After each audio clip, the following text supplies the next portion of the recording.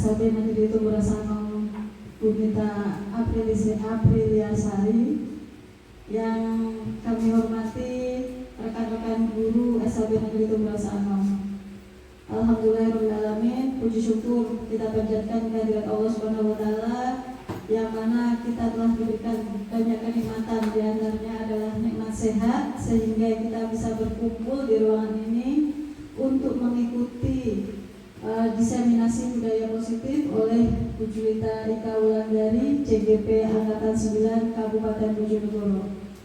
Sholawat serta salam kita panjatkan pada junjungan besar Nabiullah Muhammad SAW, yang mana kita sangat mengharapkan syafaatnya di yaumil akhir nanti.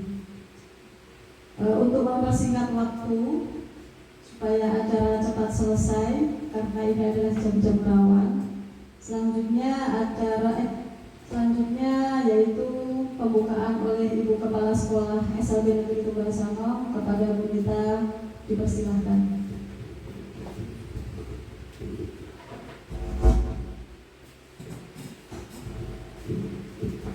Terima kasih. Assalamualaikum warahmatullahi wabarakatuh. Yang terhormat Ibu Juwita Ika Wulandari, CGP Angkatan 9 Ibu Kabupaten Bojonegoro. Yang kami hormati juga Bapak Ibu Dewan Guru SLB Negeri Tumburan Sanong. Alhamdulillah pada pagi hari ini siang ya. Pada siang hari ini tanggal bertepatan hari Rabu tanggal 25 Oktober 2023, teman kita, rekan kita, salah satu peserta dari CGP Angkatan 9, Ibu Juwita akan menyampaikan alih informasi dari apa yang sudah dipelajari selama ini di program guru penggerak itu. Di antaranya yaitu diseminasi budaya positif.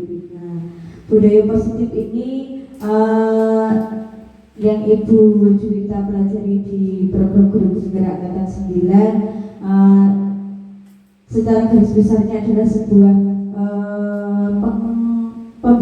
pembiasaan yang diperoleh dari nilai-nilai kebajikan, Ibu. Nilai-nilai kebajikan yang terus-menerus dilakukan sehingga kemudian akan membentuk sebuah budaya positif di suatu lembaga atau sebuah organisasi. Maka dari itu dengan diadakan diseminasi ini, saya sebagai kepala sekolah berharap nanti kedepannya dapat diterapkan di lembaga kita ini sehingga menumbuhkan budaya positif di lingkungan kerja kita,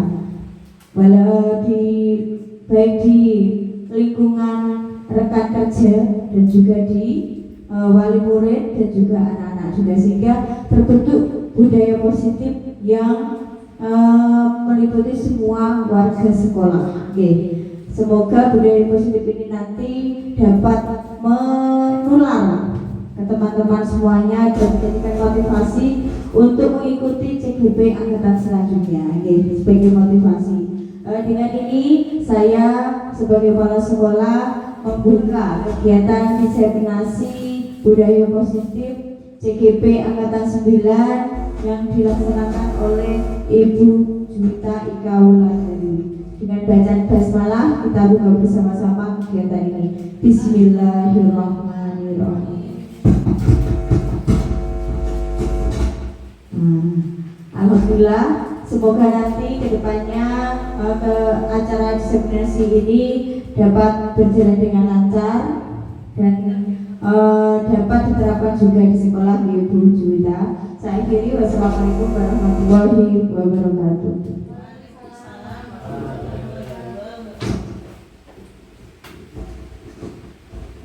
Terima kasih disampaikan kepada Ibu Kepala Sekolah SLB Negeri Tumburan Sanong, Ibu Nita. Pesan beliau semoga dengan diadakannya diseminasi budaya positif yang disampaikan oleh yang sama Bu Juwita nanti bisa memotivasi teman-teman untuk menerapkan budaya positif di sekolah untuk semua warga sekolah. Untuk selanjutnya kita langsung masuk acara inti, yaitu diseminasi budaya positif yang akan disampaikan oleh Bu Juwita Ika Wulandari.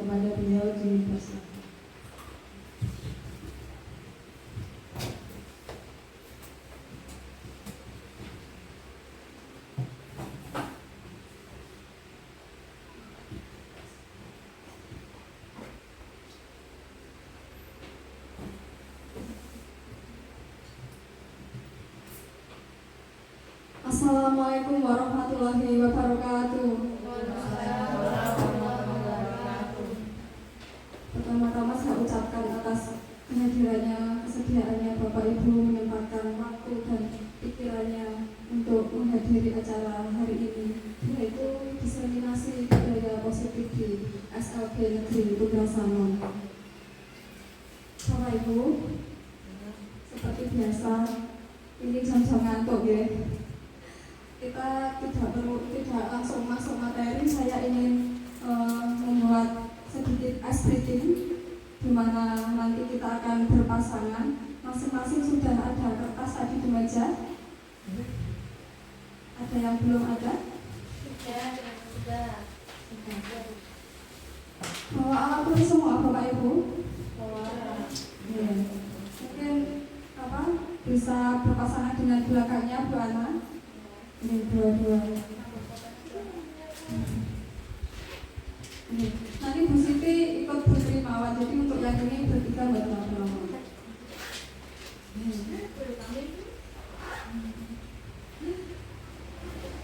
Pertama-tama kita membuat grup pasangan-pasangan ya, yang isinya berdua. Kita anggap grup kanan dan grup kiri. Nah, yang kanan ini sama dengan depan Bu Ana, kirinya nanti Bu Tri dan Bu Siti.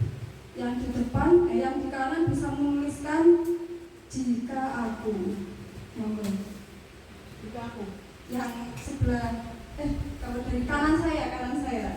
Ya, kanan saya atau sebelah kiri kalau dari Bapak Ibu. Bisa menuliskan jika aku, terus titik-titik bisa diisi bebas. Jangan sampai sebelahnya tahu. Nah, nanti kita ini mengecek chemistry-nya dengan teman sebelahnya, apakah ada chemistry atau tidak. Jika aku boleh diisi bebas. Nah, yang sebelahnya diisi aku akan titik-titik. Nah, jangan dicontekkan, diisi sendiri-sendiri. Boleh satu kalimat, boleh dua kalimat.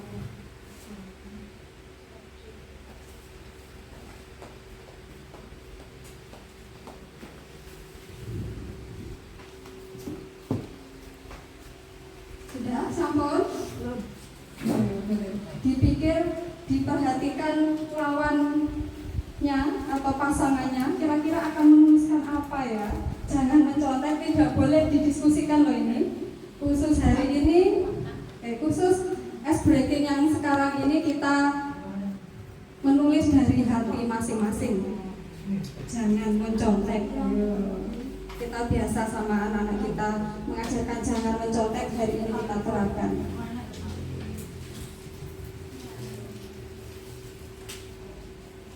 Apa yang menulisnya?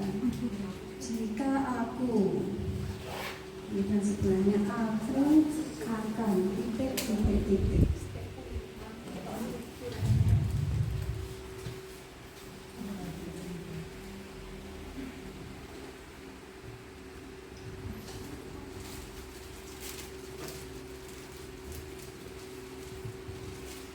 Sudah, Bapak Ibu?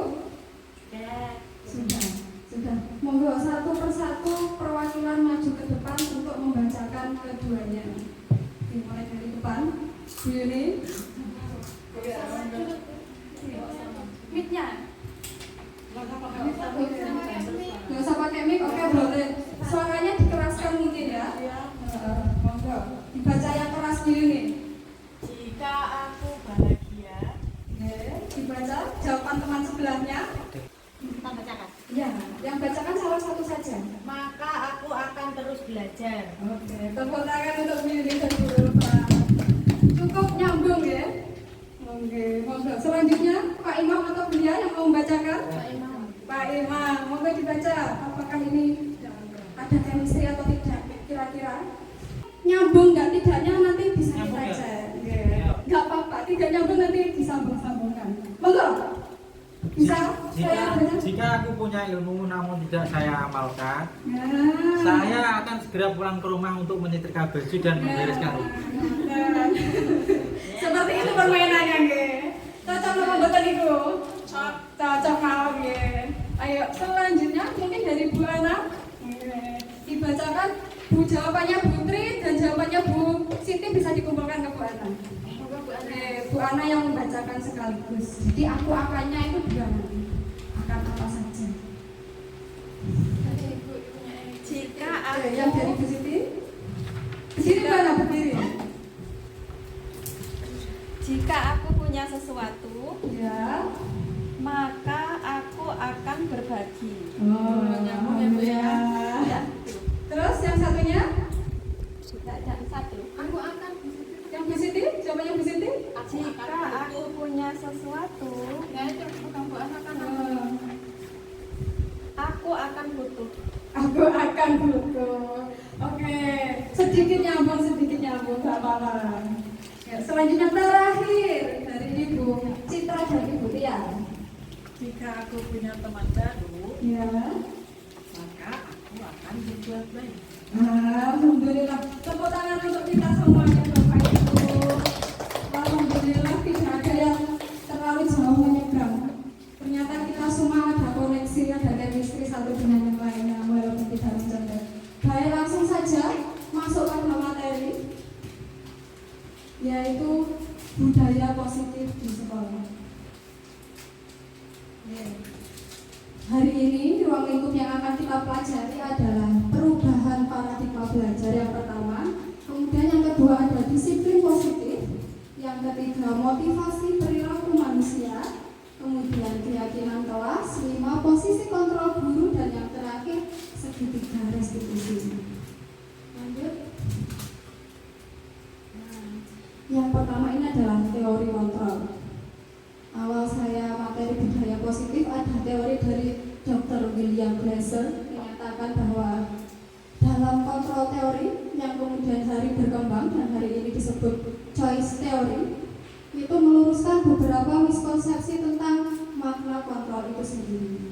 Yang pertama itu adalah ilusi bahwa guru itu mengontrol murid. Padahal menurut Dr. William Glasser pada dasarnya kita tidak dapat memaksa murid untuk berbuat sesuatu.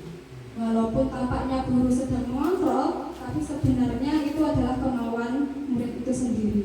Jadi hal itu terjadi karena murid mengizinkan dirinya dikontrol. Bagaimanapun kalau murid dari dalam hatinya tidak bersedia, pasti akan memberontak. Kemudian bahwa ilusi bahwa semua penguatan positif efektif dan bermanfaat. Dalam sehari-hari kita sering ya kelihatannya positif, kelihatannya kita baik pada anak-anak kita, tapi ternyata ada kelemahannya.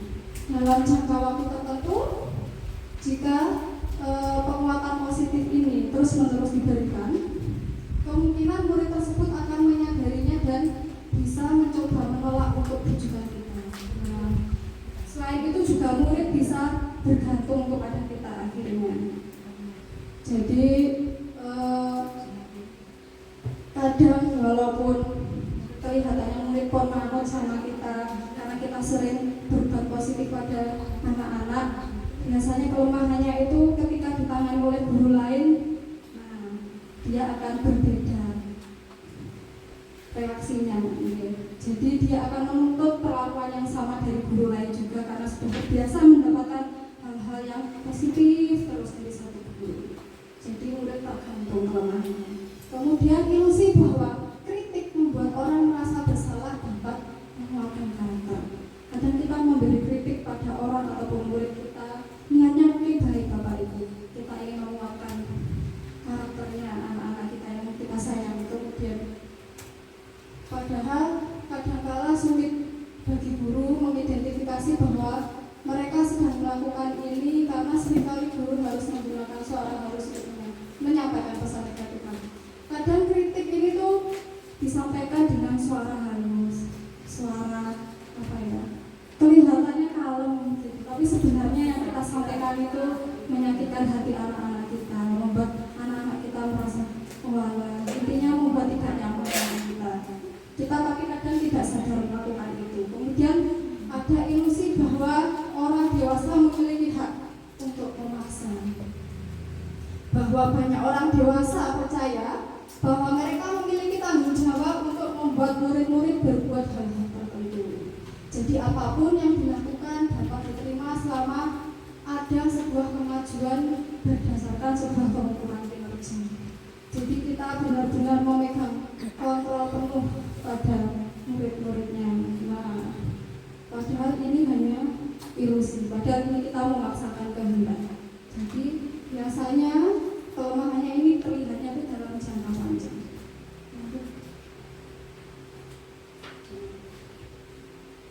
Kemudian dari Stephen R. Covey juga menyatakan bahwa ada perubahan dari paradigma stimulus respon kepada pendekatan teori kontrol. Dulu pasti kita kuliah, kalau setidaknya saya dulu pernah belajar bahwa teori stimulus respon merupakan salah satu teori belajar. Namun sekarang ada teori baru, yaitu teori kontrol, di mana kalau stimulus respon itu merupakan realitas kebutuhan sama, namun dalam kontrol ternyata masing-masing anak atau masing-masing lawan bicara kita itu kebutuhannya berbeda. Kemudian bahwa setiap orang, semua orang melihat hal yang sama, kita sama ratakan untuk stimulus respon, tapi di kontrol setiap orang ternyata memiliki gambaran yang berbeda. Kemudian pada stimulus respon mencoba mengubah agar orang berpandangan sama dengan kita. Nah, itu sudah sangat dulu sekali. Nah, sekarang ini ada teori kontrol di mana kita berusaha memahami pandangan orang lain tentang dunia. Kemudian ada juga perilaku buruk dilihat sebagai suatu kesalahan. Ada kalau sudah terlihat buruk itu sudah pasti salah. Kalau di teori stimulus respon, tapi di teori kontrol semua perilaku memiliki tujuan. Walaupun perilaku buruk, anak-anak kadang yang rewel, yang kelihatannya manja, pasti dia memiliki tujuan melakukan hal itu.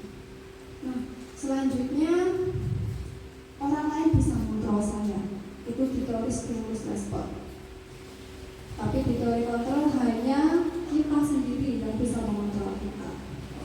Saya A karena si B berlaku seperti ini. Nah, itu tidak berlaku seperti itu. Saya A juga itu karena saya memutuskan untuk A. Jadi si B itu sebenarnya eksternal gitu. Jadi apa yang kita lakukan itu sebenarnya keputusan pribadi kita, tanggung jawab pribadi kita sendiri. Kemudian pada stimulus respon ada pemaksaan. Ada pemaksaan pada saat bujukannya gagal. Tapi pada teori kontrol ada kolaborasi dan konsensus yang menciptakan pilihan-pilihan baru. Jadi kita berdiskusi, berkomunikasi untuk menemukan satu tujuan baru. Kemudian kalau stimulus respon pemikiran kita hanya menang dan kalah, di teori kontrol kita akan berpikir win-win. Bagaimana kita bisa sama-sama menang, tidak ada yang kalah, tidak ada yang salah, semua pasti ada sisi positifnya. Nah, sekarang kita masuk pada disiplin positif. Sekarang saya ingin tanya kepada Bapak Ibu, ketika mendengar kata disiplin, kira-kira apa yang terbayang di benak Anda nanti? Apa yang terlintas Bapak Ibu? Monggo, siapa yang mau jawab? Mengelola. Oh, disiplin mengelola berarti tata tertib ya. Ada aturan-aturan. Ada lagi jawaban lain terkait disiplin? Keistiqomahan. Jadi disiplin itu istiqomah ya Bu ya. Coba lanjut. Disiplin ini ternyata berasal dari bahasa Latin disiplina yang artinya belajar. Kecenderungan umum menghubungkan kata disiplin dengan ketidaknyamanan. Kita biasanya disiplin itu kita samakan dengan rasanya tidak nyaman. Harus bangun pagi, harus teratur, harus sesuai ketentuan. Nah, pokoknya diatur semuanya. Harus setiap harinya kita seperti itu, ada aturan harus kita patuhi. Itu kecenderungannya kita ketika mendengar kata disiplin. Padahal disiplin sesungguhnya membuat orang menggali potensinya menuju sebuah tujuan mulia mengenai apa yang dihargai, yaitu berupa nilai-nilai kebajikan. Apa tuh nilai-nilai kebajikan itu? Lanjut Bu.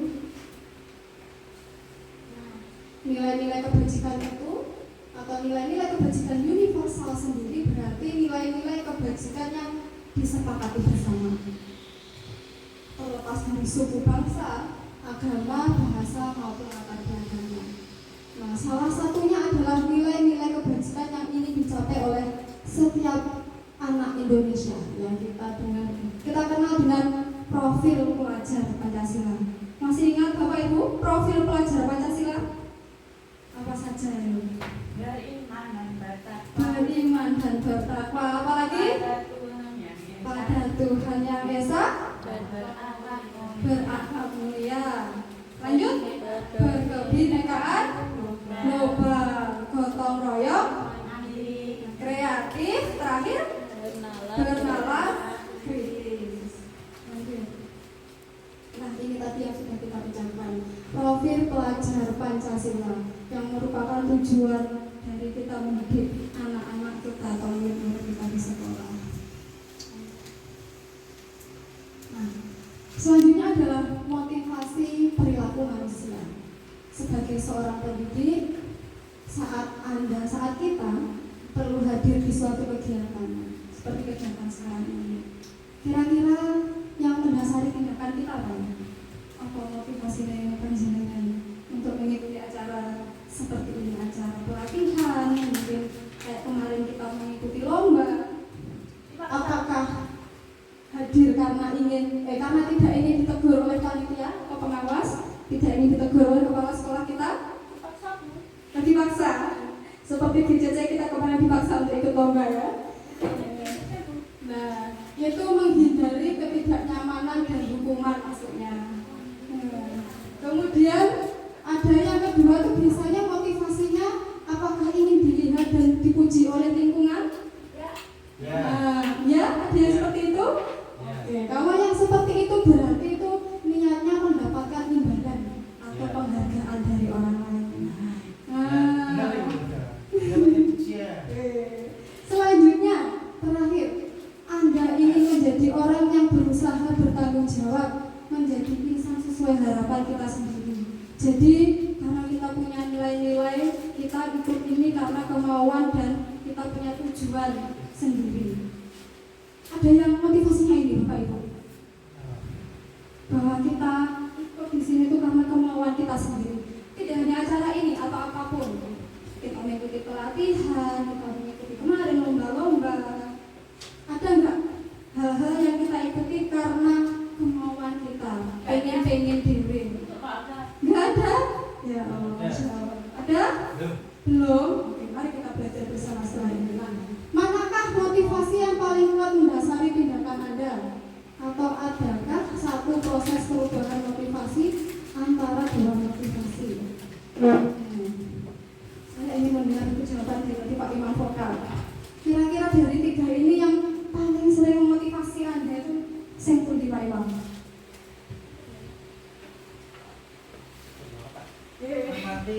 Oke, boleh. Dipikir dulu.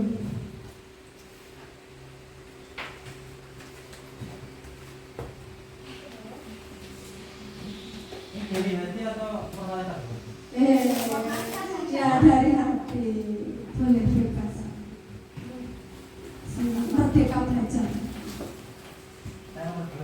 Nomor dua, karena ingin dipuji oleh lingkungan Anda. Jadi karena ingin mendapatkan imbalan atau penghargaan ya.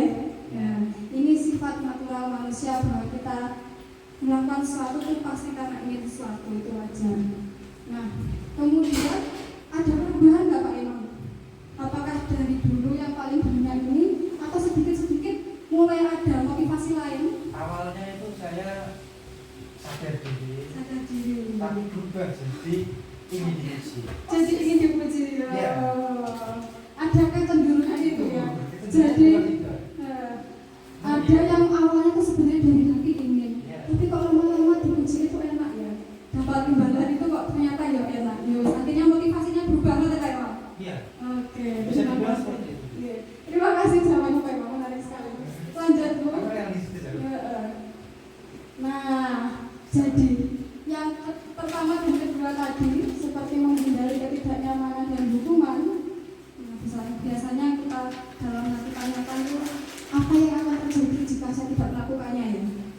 ada takut mendapatkan hukuman tadi atau teguran dan atasan misalnya. Dan yang kedua, ingin mendapatkan imbalan dari orang lain atau instansi.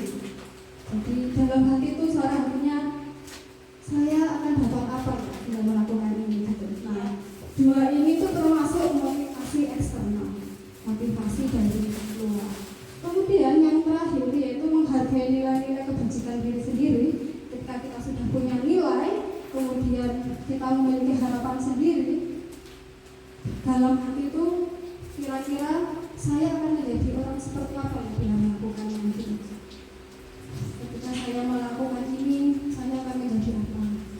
Itu termasuk motivasi internal atau tujuan dari disiplin positif itu sendiri. Next. Ini ada dua gambar. Kira-kira nilai kebajikan apa saja yang terdapat pada gambar berikut tadi, termasuk 5 profil pelajar Pancasila itu. Kemudian yang kedua, gambar mana yang sudah menunjukkan motivasi intrinsik. Monggo sini barang. Nomor 1. Coba banget jawab nomor 1 saja. Nilai kebajikan apa saja yang terdapat pada gambar berikut? Ini gambar apa barang? Dan nilai kebajikannya apa saja kira-kira yang terkandung di kesimpulan itu?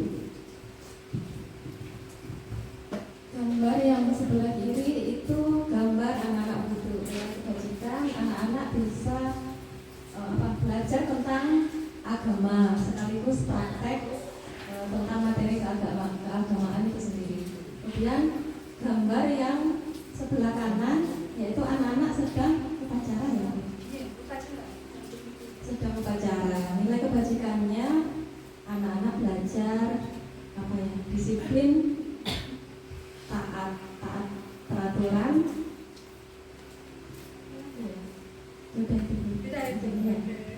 Terima kasih Mbak. Jadi yang pertama menurut Bu Ana itu adalah nilai-nilai masuk ke yang pertama tadi ya, beriman dan bertakwa. Kalau dengan profil pelajar Pancasila. Kemudian yang kedua ada nilai-nilai disiplin. Setuju betul Bapak Ibu? Atau ada jawaban lain? Setuju ya. Kemudian kira-kira yang menunjukkan motivasi intrinsik yang mana nih?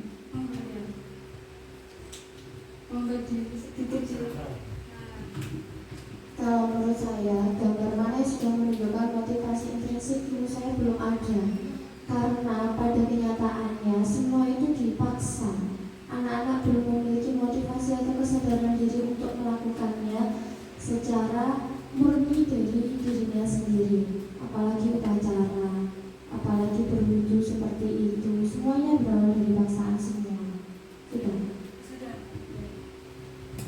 Terima kasih jawabannya Bu Lia. Jadi ternyata menurut Bu Lia ini belum ada yang menunjukkan motivasi intrinsik ini. Karena menurut Bu Lia ini walaupun kelihatannya wudu sendiri, tapi untuk berwudunya masih disuruh. Nggak Bu Lia ya? Nah yang kedua juga upacara ini malah terlihat masih didampingi. Masih didampingi oleh Bapak Ibu gurunya. Terima kasih jawabannya Bu Lia. Next. Nah, kemudian motivasi perilaku manusia dalam rangka menciptakan lingkungan yang positif. Nah, untuk agar tadi terbangun, agar yang tadi ternyata ekstrinsik bisa jadi intrinsik, atau yang awalnya motivasi dari luar bisa menjadi motivasi dari dalam untuk anak-anak. Itu perlu adanya setiap warga sekolah dan pemangku kepentingan untuk saling mendukung, saling menghayati dan menerapkan nilai-nilai kebajikan yang telah disepakati bersama.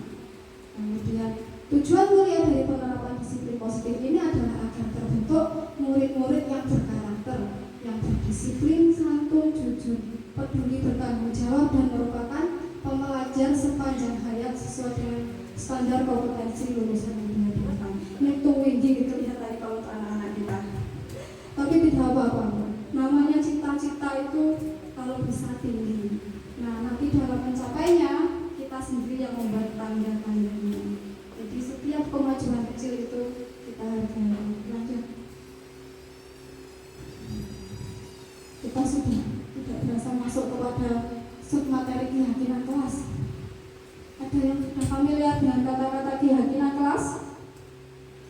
masih asing? Asing? Nah, keyakinan kelas itu kenapa ya? Ada istilah keyakinan kelas.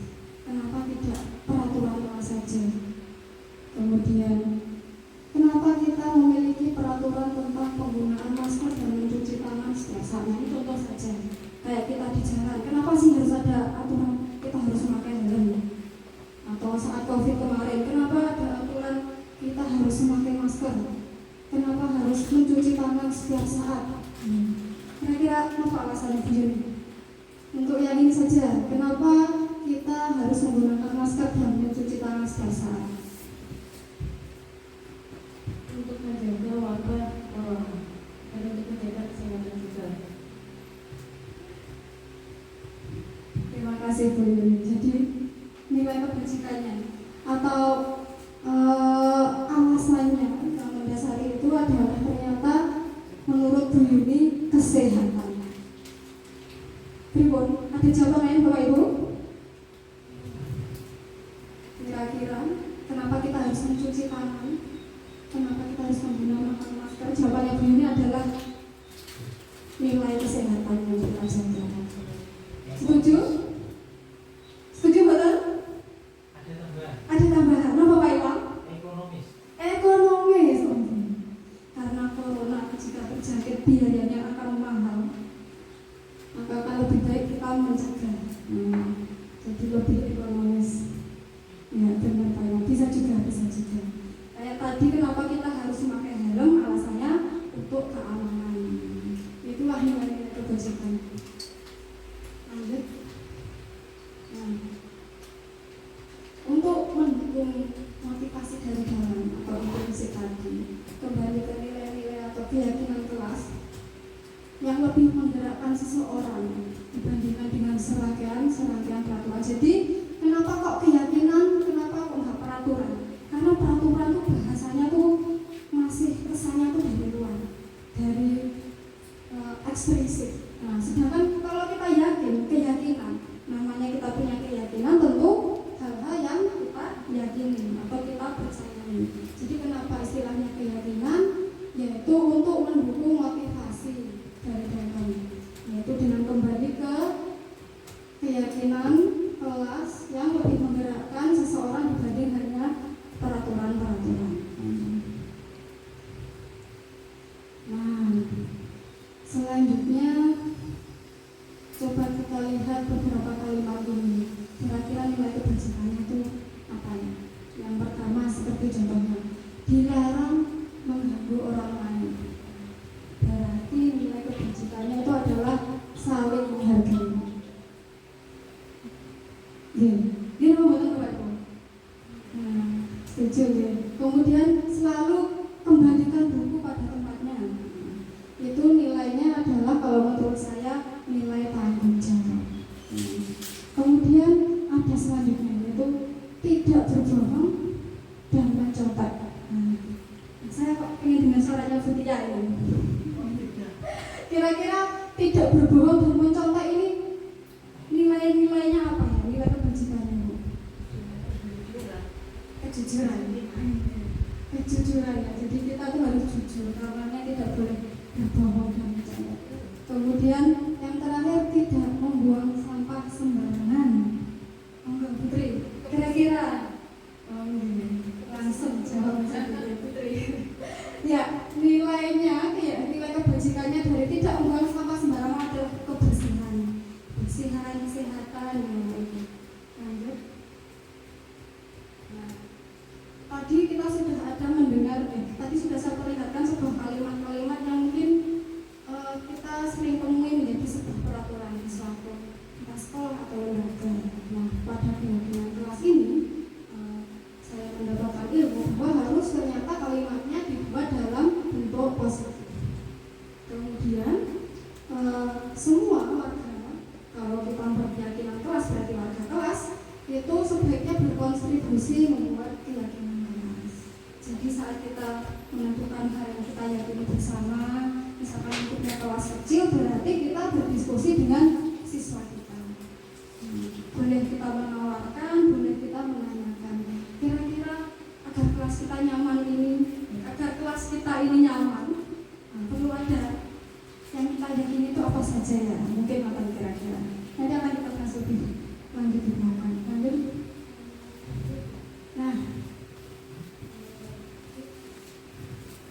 Nah, sekarang saya akan mencoba.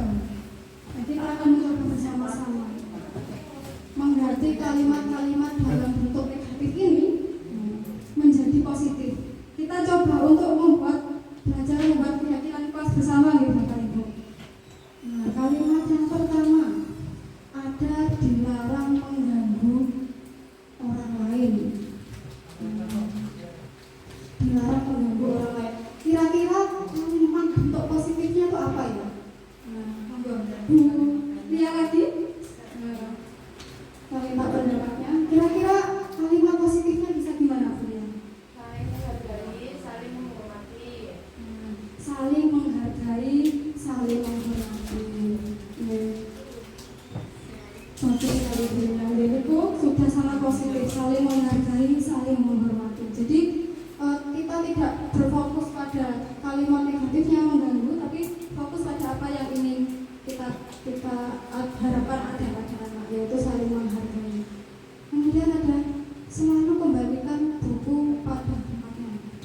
Coba mana? Kira-kira kalimat positifnya apa itu kalau kita buat keyakinan di kelas?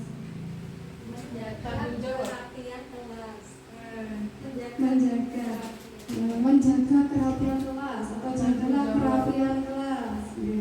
Salah satu bentuk tanggung jawab kita tadi ya Bu ya, yaitu kata-kata daripada kita menuliskan selalu kembalikan buku pada tempatnya. Nah, bisa kita tuliskan mari kita jaga kerapian kelas.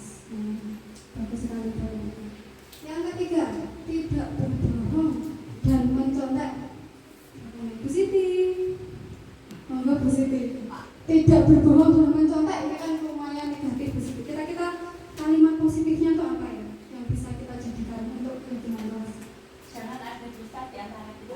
Jangan ada dusta di antara kita. Wih, sekali Bu Siti, seperti lirik sebuah lagu itu. Jangan ada dusta di antara kita. Bisa.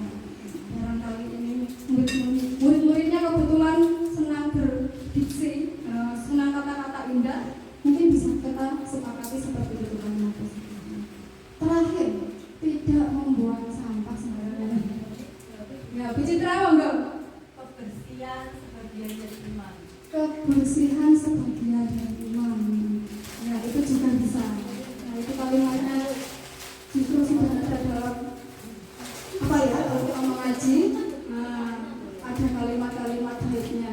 Kita sering dengar kebersihan sebagian dari iman. Jadi kita semua meyakini bahwa kebersihan itu adalah sebagian dari iman. Bisa kita tuliskan di kelas daripada menuliskan tidak membuang sampah sembarangan. Lanjut. Kalau tadi Bapak Ibu sudah mencoba menyimpulkan, ini saya mencoba menjawab. Kira-kira kalau jawaban saya seperti ini, mirip-mirip Bapak Ibu. Kita harus saling menghargai antara satu dengan yang lain. Kemudian selalu menjaga kerapian kelas, atau tidak berbohong dan mencontek tadi, senantiasa berbuat dan berkata jujur, jangan ada dusta.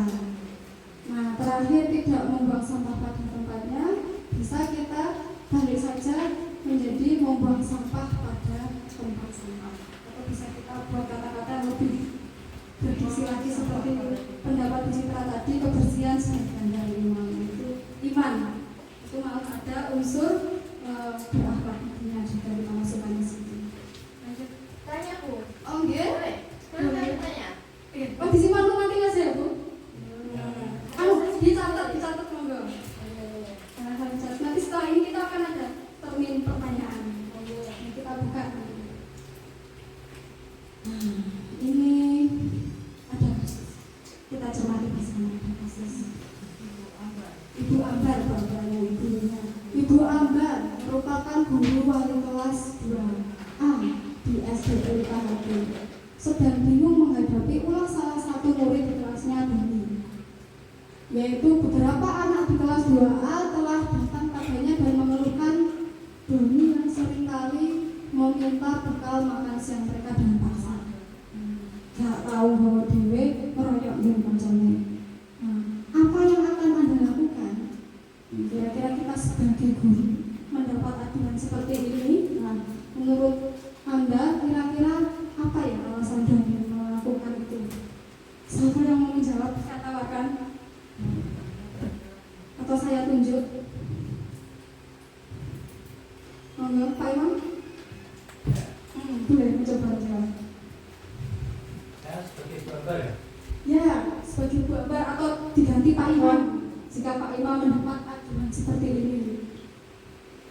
Kira-kira apa yang akan dilakukan Pak Imam? Kemudian kira-kira alasan si Dendi ini apa ya? Observasi dulu. Observasi dulu. Konfirmasi. Konfirmasi, konfirmasinya Pak Imam? Konfirmasi dengan tidak. Oh ya, apakah benar ya? Apakah ini hoax? Jangan-jangan ini aduan tapi tidak berdasar. Bisa jadi. Observasi itu masalahnya itu kan bisa masalahnya apa? Apakah kan banyak faktor. Banyak faktor. Konfirmasikan. Iya, iya. Benar-benar konfirmasi tidak hanya pada orang lain juga bisa. Oke, ya, bisa Pak Imam. Nah, baru kemudian mencari solusi. Mencari solusi pun dilihat dari kita. Solusi yang tidak merugikan dia. Nah, tidak merugikan pihak manapun ya. Ya. Nah, Terus ya intinya ini pokok makan dulu ya. intinya kayak nilai tak tumbasnya maaf ngoten ya Pak Imam. Waduh. Tapi dengan cara yang berproses. Kita langsung Nah, gitu. Nah, makanya besok nek miwon malah pinten. Pripun Pak Imam? Besoknya lagi minta lagi ngoten. Enggak apa-apa kalau dia memang benar membutuhkan. Oke, hebat sekali Pak Imam. Tepuk tangan untuk Pak Imam. Nah, ternyata menurut Pak Imam itu kita harus observasi dulu. Alasannya apa? Kemudian kalau sudah ketemu alasannya bisa banyak solusi yang ditawarkan. Mungkin bisa dengan memberikan anak itu makannya. Tapi belum dijawab.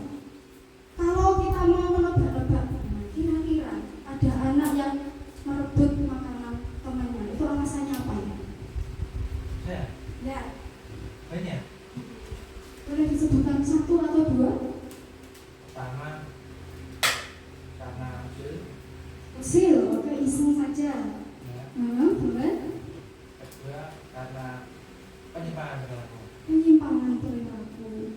Ketiga Ada tiga lagi, banyak sekali. kondisi ekonomi. Kondisi ekonomi. Keempat, Ada lagi? ingin tahu rasanya makanan itu seperti apa. Penasaran awal gitu ya. Jadi anaknya cuma penasaran akhirnya Kelima, Nah, karena teman-temannya begitu. karena teman-temannya pelit. Selama ini cuma melihat, lainnya bawa bekal gak pernah ditawani. Akhirnya tak jumpa aneh. Ngerti ya Pak Imam tadi? Ada orang jahat itu berasal dari orang yang baik tersayang. Oh,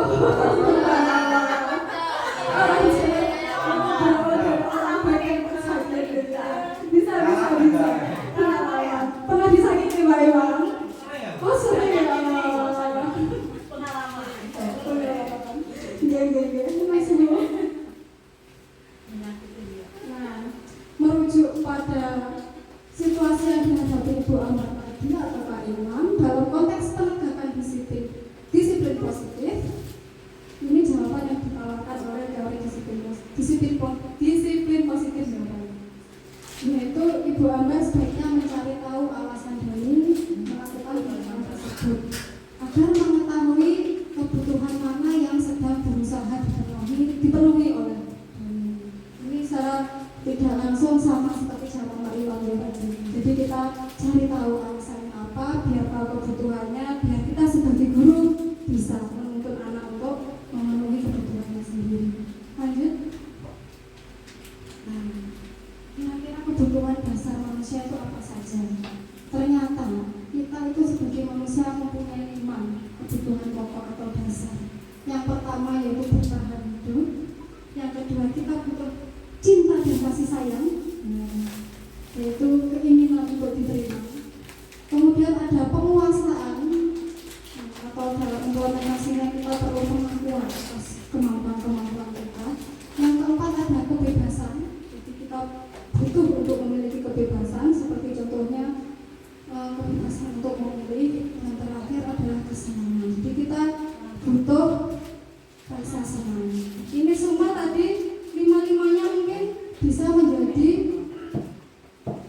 alasan dari si Doni tadi.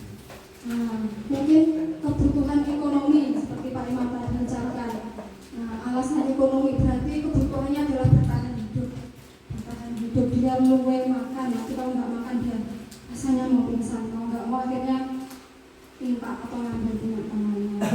Kemudian tadi ada keinginan untuk diterima. Nah, kok teman-temannya pelit bahwa kok aku nggak pernah dikasih, kok aku diabaikan. Jadi dia mempunyai keinginan untuk diterima, akhirnya mengambil makanan temannya. Kemudian ada yang pengakuan atas kemampuan. Nah, kalau tadi jawabannya Putri ada iseng. Nah, sekedar iseng itu bisa jadi masuk ke pengakuan atas kemampuannya dia. Bahwa ini loh aku bisa ngambil semuanya. Kamu mau apa gitu ya misal. Kemudian ada kebebasan. Dia merasa bebas nanti tidak siapa saja, wong saya lapar kok. Gitu mungkin. Jadi yang kelima hanya bersenang-senang saja. Ya sudah, aku senang jarak rumah gitu ya. Padahal tidak lapar, punya kemampuan untuk bawa atau beli makanan sendiri, tapi dia butuh bersenang-senang. Ternyata dari suatu kejadian itu banyak sekali alasan-alasan yang bisa mendasarinya, dan pasti tiap orang berbeda.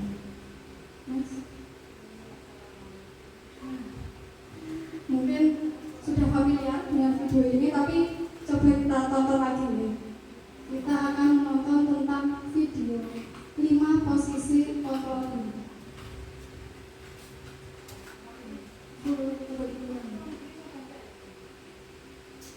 Coba kita saksikan bersama dulu.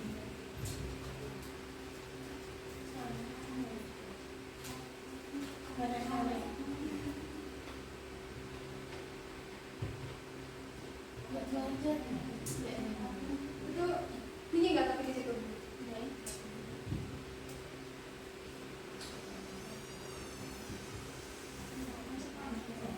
Macam mau dipakai bang, biar suaranya muncul.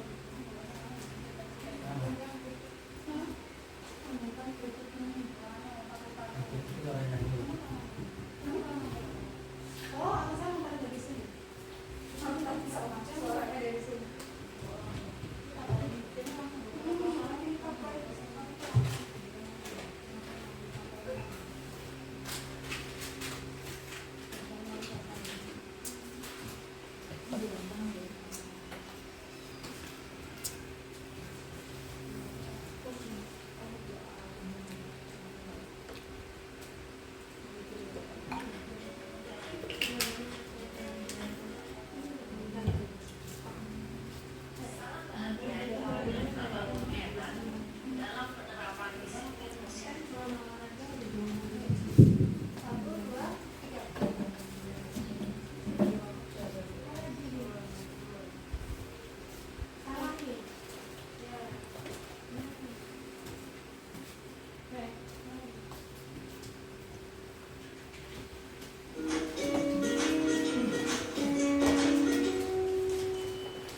Kontrol. 5 posisi kontrol dalam restitusi adalah proses perjalanan seorang pendidik agar dapat mengenali dirinya. Pada video kali ini, kita akan membahas tentang 5 posisi kontrol yang dikembangkan oleh Diane Gosel dan contoh penerapannya.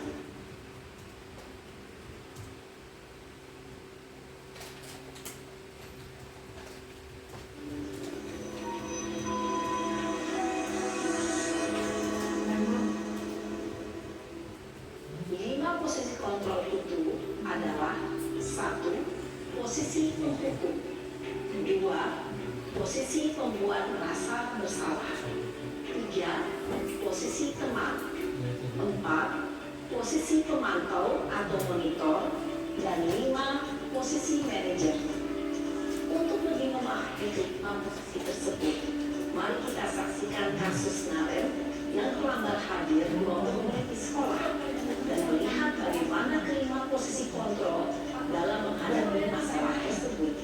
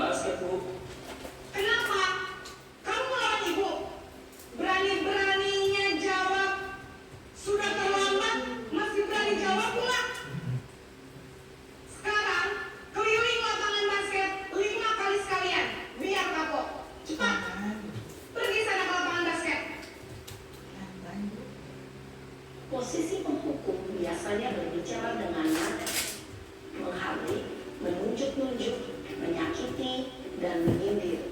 Hukuman bisa berupa fisik maupun psikis. Ibu dan bapak guru hebat, dampak yang terjadi pada murid ketika guru berada pada posisi penghukum adalah murid cenderung akan memberontak, bahkan menyimpan dendam.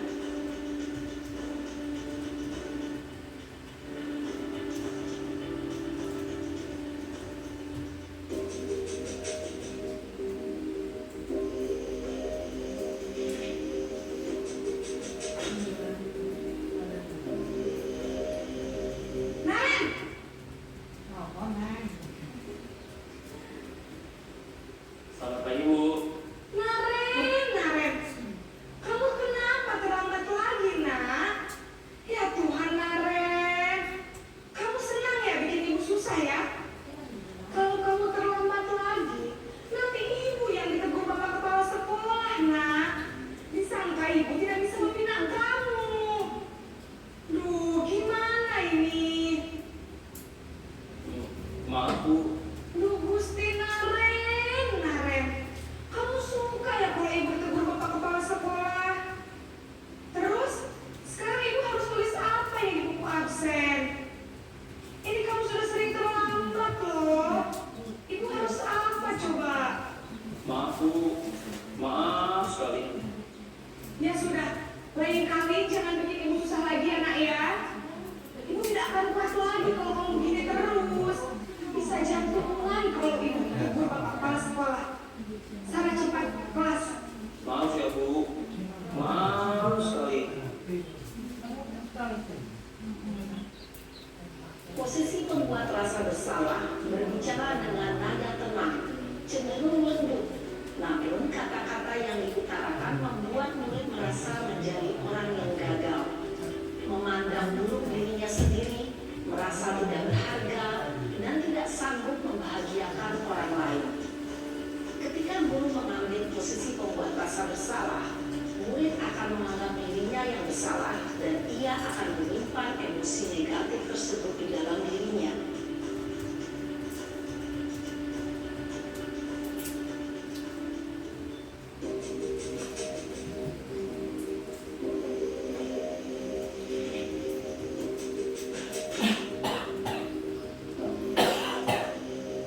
Naren,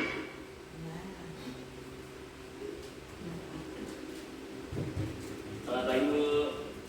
wah, sudah jam berapa ini, nak? Terlambat lagi ya, sayang.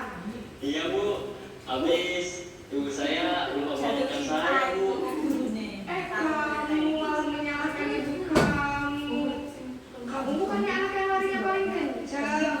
Kok terlambat sih? Iya, Bu. Saya memang terlambat bangun tadi. Jadi, biarpun saya lari kencang, tetap nggak kekejar, Bu. Ya sudah sana. Nanti lain kali larinya lebih kencang lagi ya. Biar gak terlambat lagi. Bikin senang ibu. Demi ibu. Bisa kan? Bisa lah, Bu. Ya sudah sana masuk kelas. Ibu beresin urusan absen kamu. Kamu ini ada-ada saja.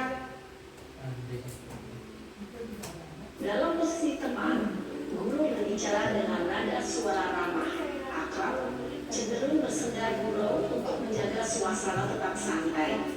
Murid akan merasa senang, aman, dan akrab dengan guru. Identitas yang tercipta adalah identitas sukses atau berhasil. Namun, perlu diingat, karena ini masih dorongan eksternal, maka ada faktor ketergantungan dari murid kepada orang tertentu. Di sini guru absennya, sehingga di lain waktu murid bisa berperilaku baik, namun hanya kepada orang-orang tertentu saja.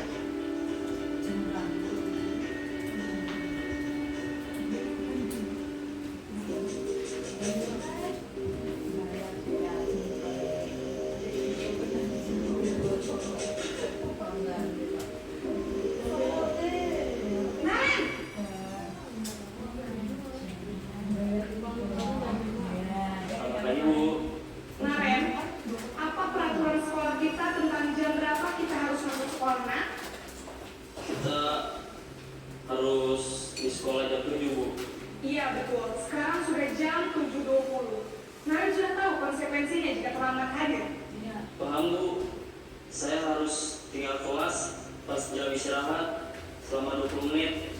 Iya benar, konsekuensinya demikian. Jadi nanti jam 9.30 pas istirahat, kamu harus tinggal di kelas, kerjakan tugas tambahan untuk ketertinggalan kamu, ya?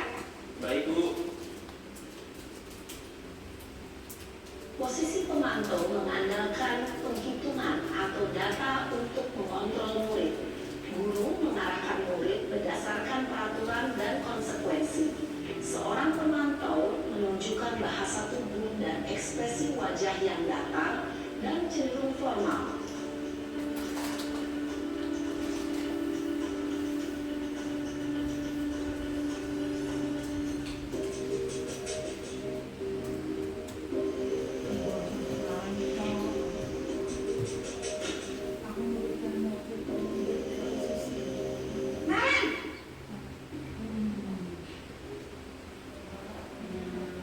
Selamat pagi, Bu.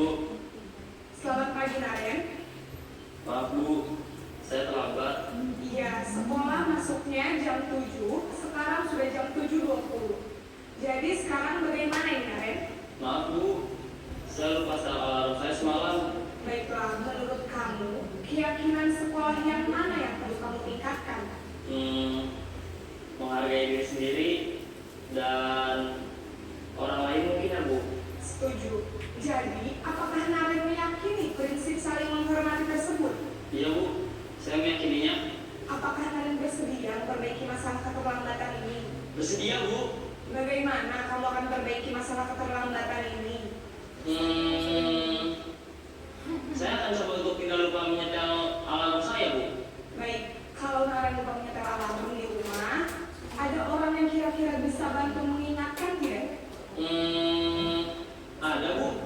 Kakak saya, Kak Emma. Ada lagi selain Kak Emma? Selain Kak Emma, ada ibu saya. Baik, jadi yang mengingatkan Naren adalah Kak Emma dan ibu saya.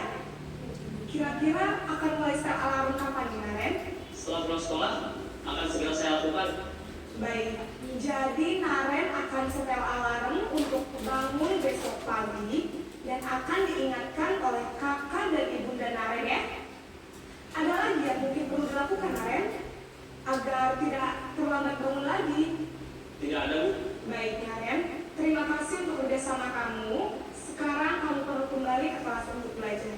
Baik, Bu. Terima kasih. Posisi manajer adalah posisi kontrol yang disarankan untuk membimbing murid memiliki sikap disiplin yang positif, yaitu murid yang mandiri, bertanggung jawab, dan dapat memecahkan masalah.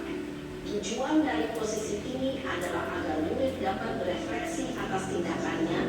Guru akan dengan tulus memberikan pertanyaan-pertanyaan bermakna, sehingga membuat murid dapat belajar dari kesalahannya dan mencari sebuah solusi untuk menyelesaikannya. Ibu dan Bapak guru hebat, setelah mengamati adegan kelima posisi kontrol tadi, kira-kira posisi mana yang paling ideal?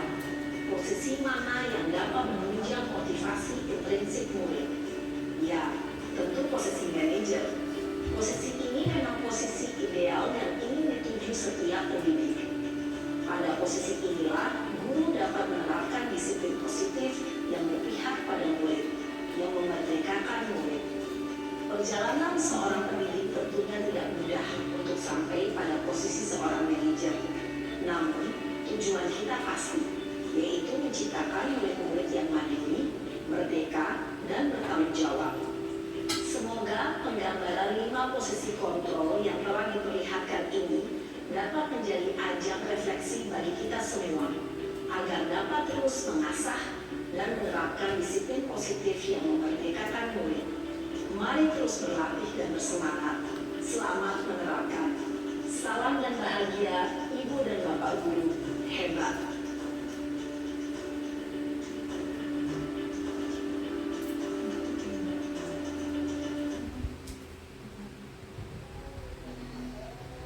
Bagaimana Bapak Ibu videonya? Itu tadi ada 5 posisi kontrol yang bisa kita posisikan sebagai guru dalam menghadapi anak-anak didik kita.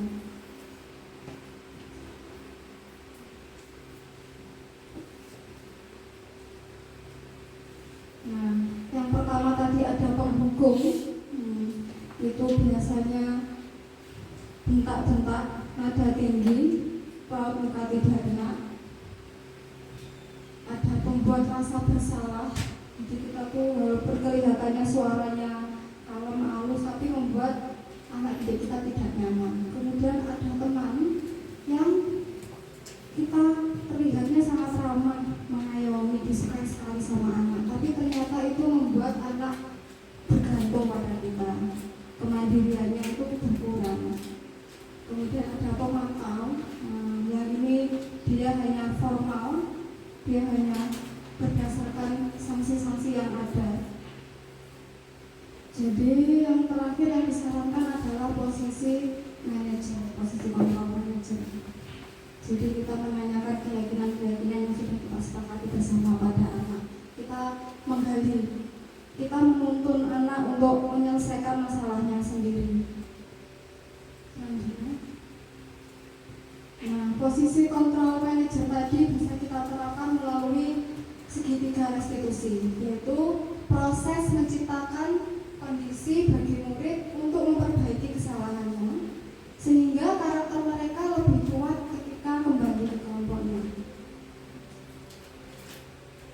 Ada 3 langkah dalam segitiga restitusi, yaitu yang pertama adalah menstabilkan identitas, stabilis identity, yaitu kita semua akan melakukan hal yang terbaik yang bisa kita lakukan. Jadi kita tuh bisa, biasanya kalimat-kalimatnya itu seperti ini. Oke, kita sebagai manusia pasti punya salah, wajar gitu ya. Jadi kita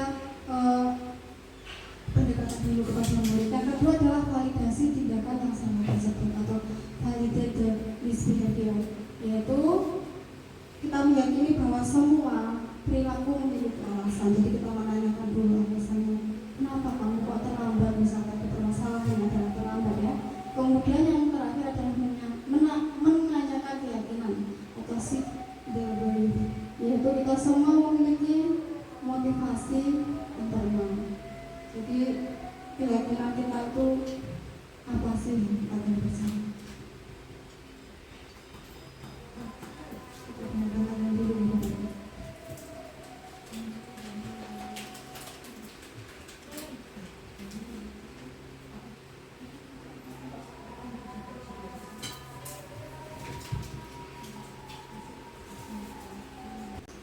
Terima kasih Bapak Ibu. Segitiga restitusi tadi mengakhiri materi kita pada siang hari ini. Nah, selanjutnya saya akan membuka 3 pertanyaan karena waktunya sudah siang. Saya batasi 3 pertanyaan. Monggo Bapak Ibu yang memiliki pertanyaan bisa ditanyakan.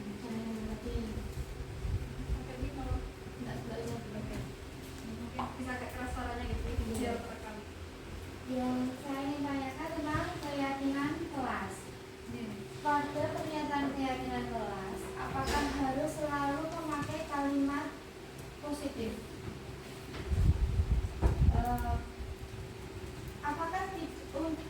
Apakah tidak boleh menggunakan kalimat negatif untuk suatu penekanan yang memang benar-benar bersifat keras? Lalu nah ini ada contoh kasus, ada satu murid yang tiba-tiba memaki gurunya, katakanlah Pak, ada enggak? Otomatis langsung sontak ya. Itu pripun? Apakah Alfi harus bicara yang baik?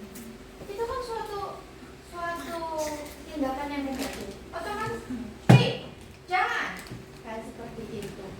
Apakah harus selalu menggunakan kalimat positif? Sedangkan yang kita hadapi itu anak-anak berkebutuhan khusus yang harus konkret antara ya dan tidak. Kalau kita terapkan keyakinan kelas, ya mungkin ada beberapa hal yang bisa. Tapi kan ada beberapa hal yang perlu penekanan yang memang kalimat negatif menurut saya harus dipakai.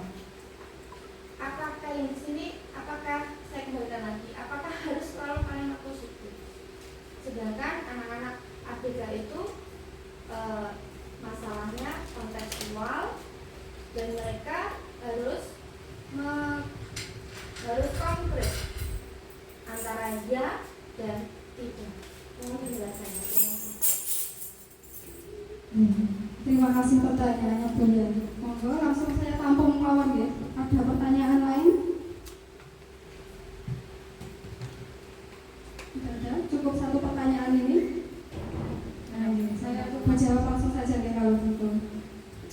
Keyakinan kelas, tadi kita mau bahas keyakinan kelas. Apakah harus selalu positif kata-katanya? Nah, ini tadi kan kita ada keyakinan kelas, ada posisi kontrol guru. Nah, yang ditanyakan Surya tadi, yang harus menggunakan positif itu keyakinan kelas Surya.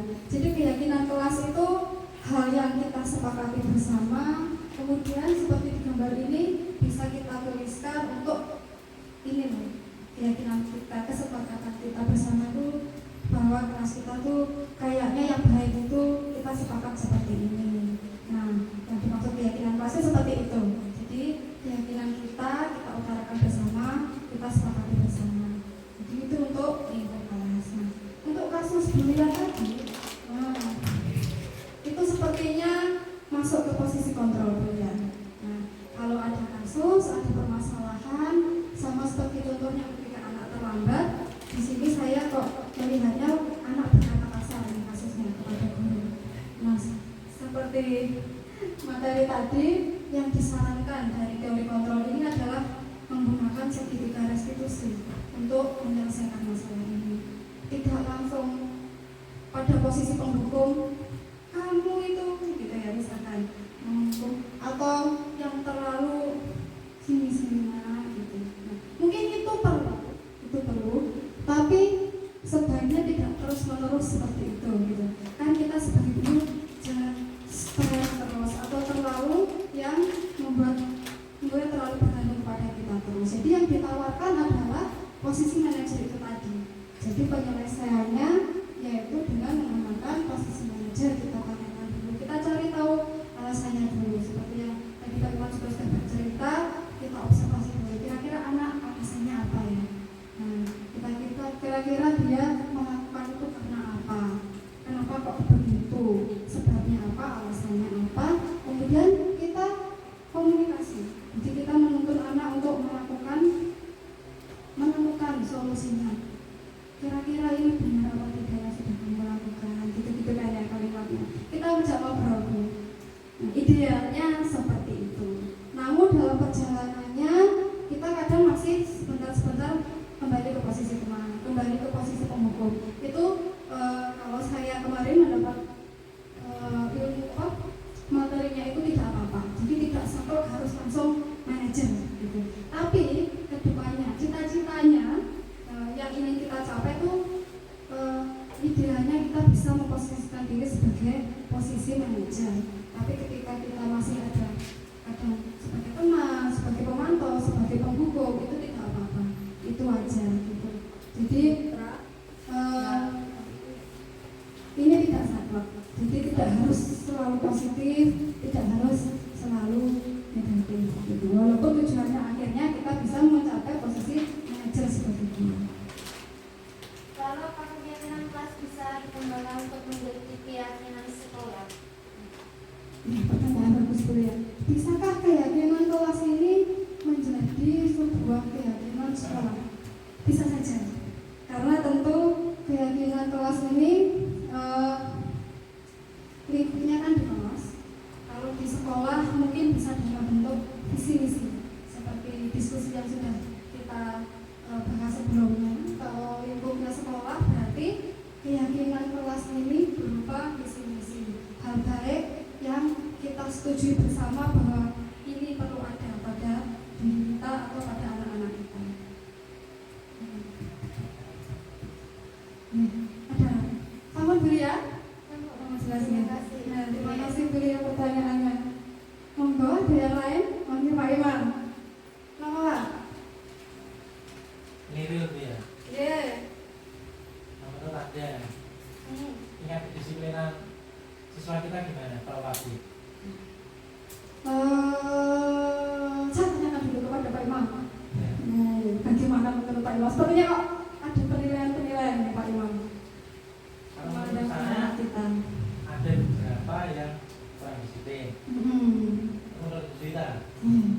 Pak Imam menyatakan ada siswa-siswa disiplinnya kurang. Kalau untuk pengalaman saya di sekolah luar biasa ini ya Pak, di kelas saya sendiri, saya kalau di kelas lain mungkin bisa melihat tapi tidak berani menjudge atau menghakimi ya Pak. Tapi saya berdasarkan kelas saya sendiri. Kita bicara tentang lingkup kelas di sekolah Bu ya. Iya.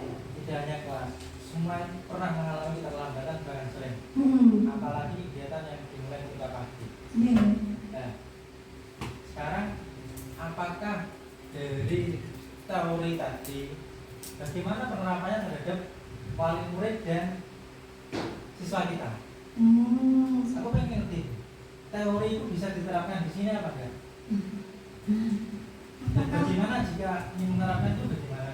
Apalagi ini berhubungan dengan bukan hanya siswa, wali murid juga. Iya.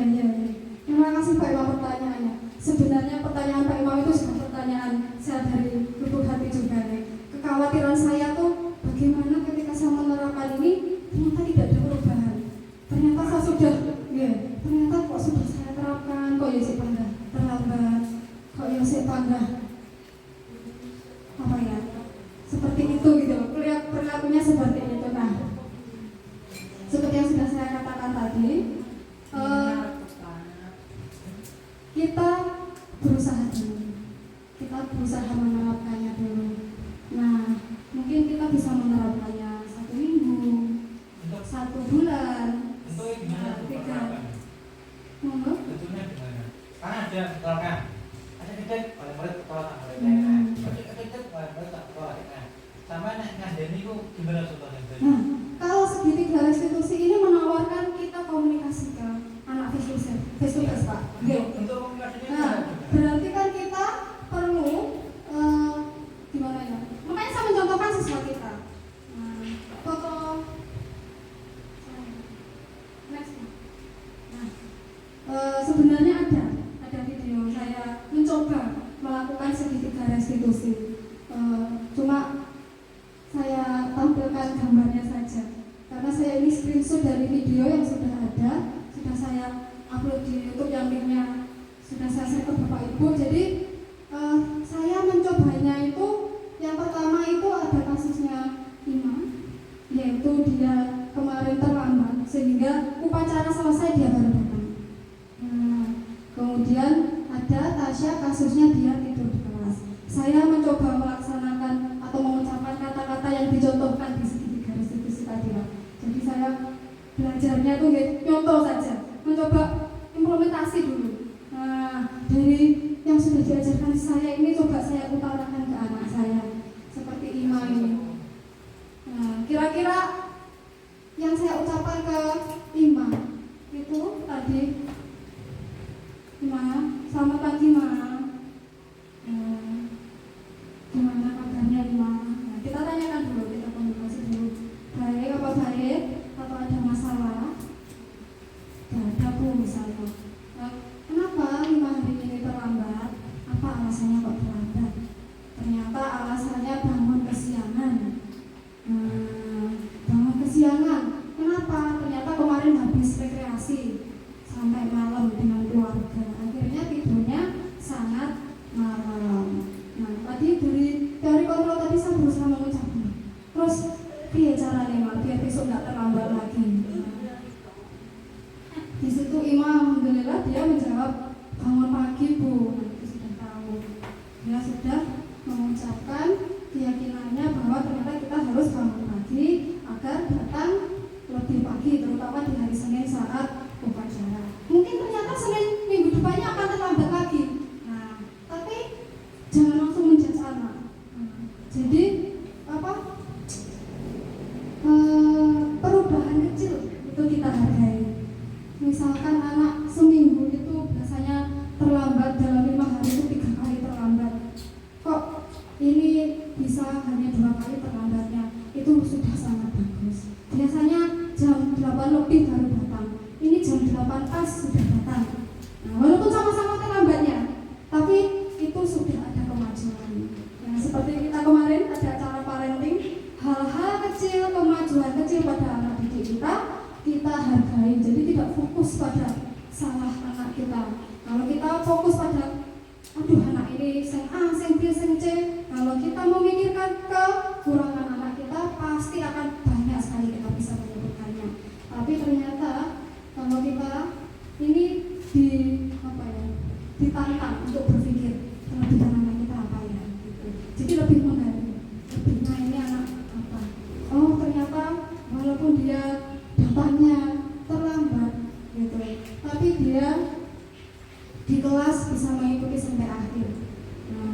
dia waktunya sholat juga mau sholat, waktunya pulang dia pulang tepat waktu, tidak geri-geri minta pulang. Jadi kita lihat sisi positifnya anak. Apa kira-kira Pak? Terima kasih pertanyaannya Pak Imam, sangat membangkitkan, ini menantang. Jujur, ya itu saya pikirkan sebagai tantangan saya juga. Itu juga menjadi pertanyaan semua guru-guru reguler di SLB. Kalau kita guru SLB ini ikut CGP itu biasanya banyak mendapatkan perhatian dari guru-guru reguler. Karena jujur ya, materinya memang lebih cenderung ke anak-anak umum, walaupun terdiferensiasi, tapi tuntutannya kelihatannya tinggi. Tapi ternyata tidak sesulit itu. Kalau saya mendapatkan pendampingan dari PP itu ternyata bisa dicari solusinya, bisa dicari kegiatannya yang bisa masuk dalam kegiatan pembelajaran. Tidak apa-apa, kita awali, kalau saya memilih kita awali dari yang mudah dulu, yang penting kemungkinan berhasilnya lebih tinggi. Nah, jadi optimisme kita lebih tinggi juga. Terima kasih Bapak Ibu. Ada pertanyaan lagi? Satu pertanyaan, masih ada sisa? Atau sudah cukup? Walaupun 2 pertanyaan tadi sepertinya sudah sangat panjang. Cukup Bapak, cukup Bapak Ibu? Halo? Report? Cukup? Sudah ya? Sudah cukup jelas ya? Di sini adalah dokumentasi saya menerapkan keyakinan kelas dan segitiga restitusi. Ini saya mencoba menceritakan pengalaman saya saja sebagai penutur ya Bapak Ibu. Saya ingin menceritakan respon murid ketika saya ajak di sini. Walaupun kegiatannya itu settingan katanya, harus disetting. Tapi kalau kata pendamping saya kan murid SLB itu sudah bisa disetting saja, itu sudah luar biasa. Walaupun pada segitiga restitusi itu saya posisikan anak tempat duduknya, saya posisikan kameranya, tapi yang saya terapkan itu adalah real dari yang dialami anak tersebut. Kasusnya itu tidak saya buat-buat gitu. Dan saya komunikasinya juga dalam hari itu juga. Jadi tidak saya bilang, oh nanti kamu jawab ini, nanti kamu jawab ini, itu tidak seperti itu. Kemudian refleksi saya dan rencana perbaikan untuk implementasi ke depan, ternyata kalau mungkin nanti Bapak Ibu berkenan membuka YouTube saya dan melihat video segitiga restitusi saya, di situ saya masih ada posisi kontrol yang seperti memantau sebagai teman. Nah, mungkin refleksi saya akan coba saya perbaiki, saya kurangi sedikit-sedikit hingga akhirnya bisa mencapai posisi atau paling tidak mendekati posisi manajer. Jadi saya lakukan refleksi bisa 2 minggu sekali atau 1 bulan sekali atau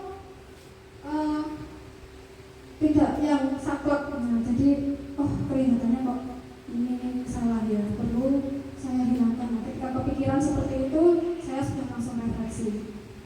Nah, terima kasih. Terima kasih Bapak Ibu semuanya.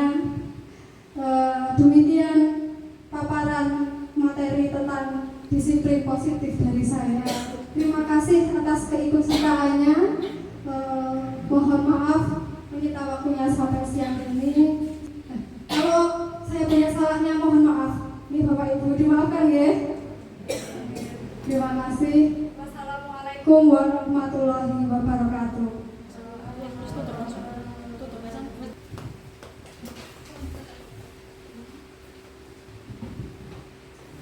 Terima kasih kepada Ibu Sita yang telah menyampaikan laporannya tentang budaya positif. Jika dapat saya simpulkan, yaitu budaya positif merupakan perwujudan dari nilai-nilai atau keyakinan universal yang diterapkan di sekolah. Untuk budaya positif sendiri itu, budaya positif di sekolah itu tidak dapat diciptakan secara instan. Dalam penerapan budaya positif itu diperlukan tuntunan dan tauladan dari seorang guru. Guru harus menjadi contoh yang baik sehingga murid dengan kesadaran sendiri akan mengikuti apa yang akan dilakukan oleh guru. Seperti yang dikatakan oleh Haja Dewantoro, guru adalah seorang pamong, yang artinya guru itu menjaga, memberi tauladan, tugasnya seorang guru. Terima kasih disampaikan kepada rekan-rekan semua yang telah ikhlas untuk menghadiri diseminasi positif, budaya positif yang disampaikan oleh Bu Julita. Untuk itu sekali lagi kami sampaikan terima kasih dan mohon maaf yang sebesar-besarnya. Dan saya akhiri, wassalamualaikum warahmatullahi wabarakatuh.